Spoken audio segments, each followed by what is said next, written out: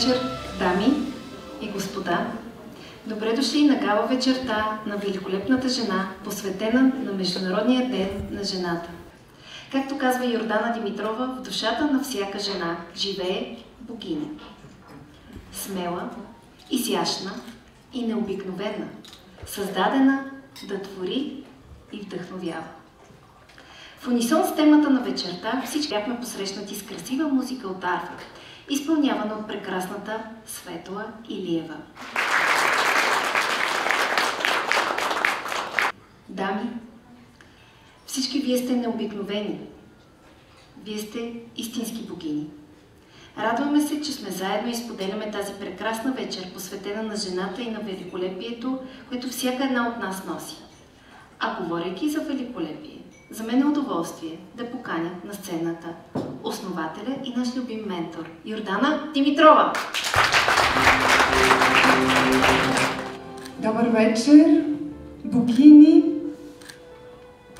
и господа!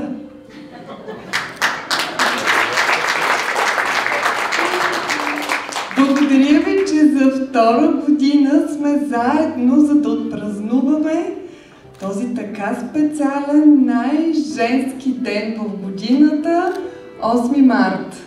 Наистина, когато поставих тази тема за богинята, очаквах тук да влязат богини, но наистина вие надминахте всички очаквания, вие сте уау, вече нашият поздрав не е здравей великолепна, от тази вечер мисля, че имаме нов поздрав, здравей богиньо! Аплодисментите са за всички вас, дами, невероятни сте!